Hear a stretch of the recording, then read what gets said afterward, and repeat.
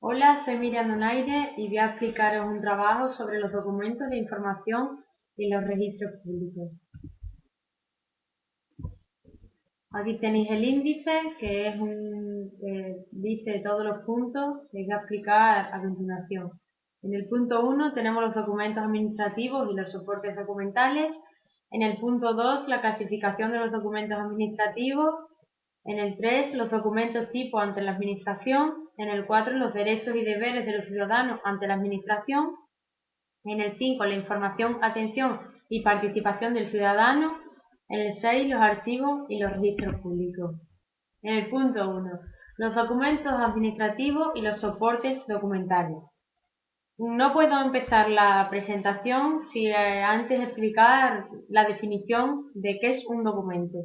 Bien, pues un documento es cualquier expresión, ya sea textual, gráfica, sonora o en imagen, recogida en cualquier tipo de soporte material, incluidos los informáticos. Antiguamente la informática no estaba tan actualizada y tan desarrollada como está hoy en día en nuestras vidas cotidianas.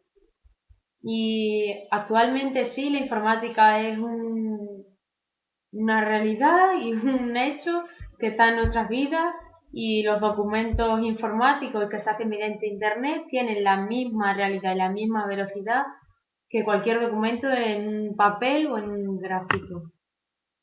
Aquí os enseño una imagen de un documento administrativo, en este caso es una circular de una empresa que le manda a todo su personal.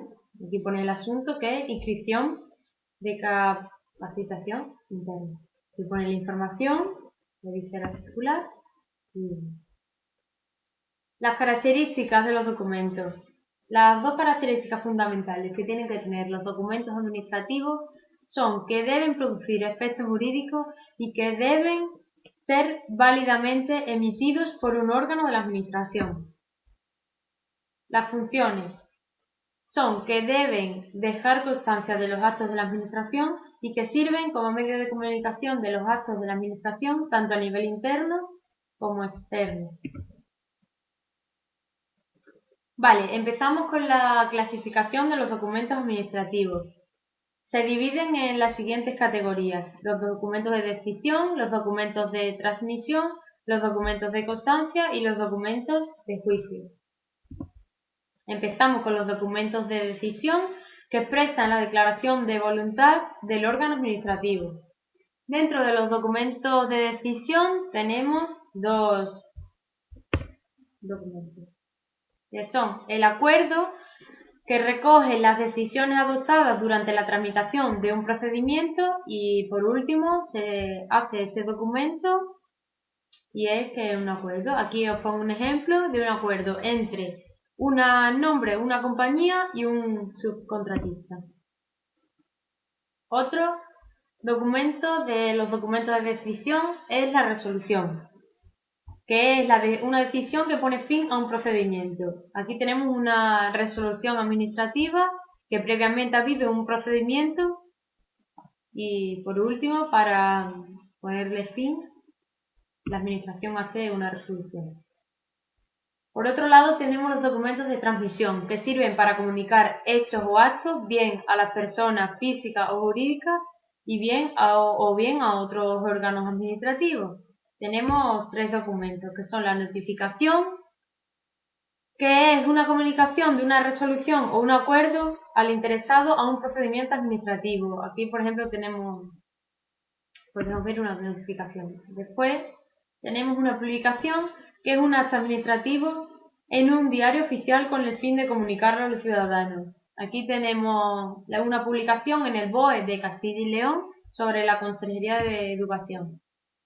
Y por último tenemos una comunicación, que es un documento utilizado para transmitir informaciones entre órganos de la Administración. Hay dos tipos. Tenemos un oficio, que es una comunicación que se produce entre órganos o unidades pertenecientes a distintas administraciones, y una nota interna, que es la que podemos ver aquí, que son cuando las comunicaciones se producen entre la misma administración o entidad.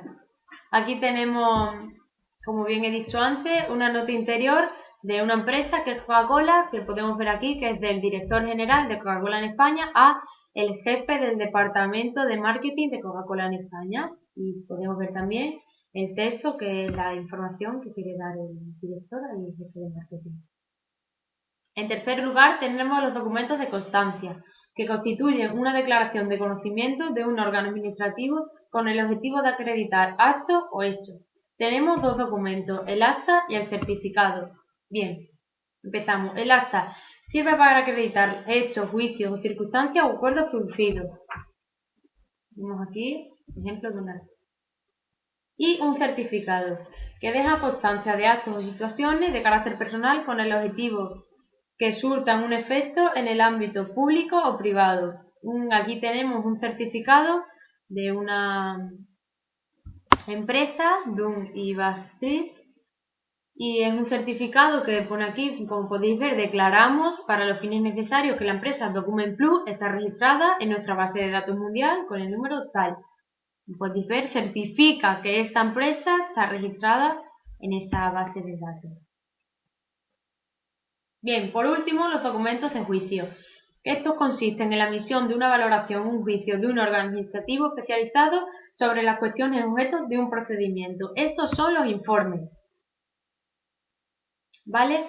Los informes consisten en la emisión de una valoración de un órgano administrativo con el fin del entendimiento y de llegar a un acuerdo. Aquí podemos ver un informe médico deportivo que ha hecho la Federación Española de Actividades Acuáticas y le hace un informe a algún deportista con el fin de llegar a un acuerdo. Vale.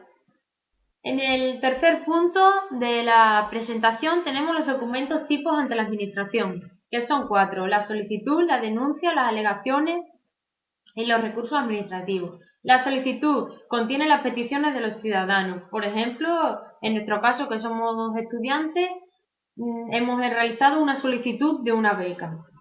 Presentan una publicación, como que se puede hacer las solicitudes, y rellenan la solicitud, la hecha. En segundo caso tenemos una denuncia, que es un documento que pone en conocimiento la existencia de un hecho que pudiera obligar a la iniciación de un procedimiento administrativo. Por ejemplo, la denuncia cuando hay una inspección de trabajo en una determinada empresa y no cumple unos requisitos, entonces es una denuncia, le hacen una denuncia por una inspección de trabajo.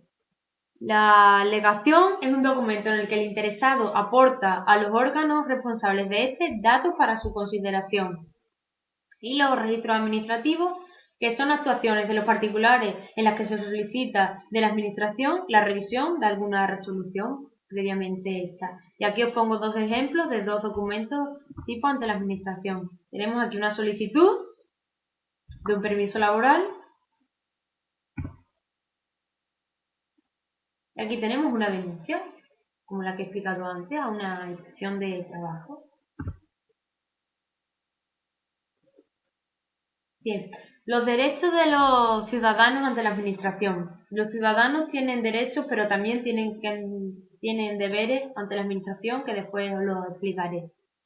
Los derechos de los ciudadanos pues son conocer el estado de tramitación de los documentos, utilizar lenguas oficiales en el territorio, formular alegaciones, aportar documentos, etc., ser tratados con respeto y diferencia por las autoridades y funcionarios. Y aquí tenemos los deberes que he dicho antes. Tienen dos deberes, con la colaboración con la Administración y la comparecencia ante las oficinas públicas. El primero, están obligados a facilitar a la Administración informes, inspecciones y otros actos de investigación en los casos previstos por la ley. Y en la comparecencia ante las oficinas públicas solo será obligatoria cuando así esté previsto por la ley.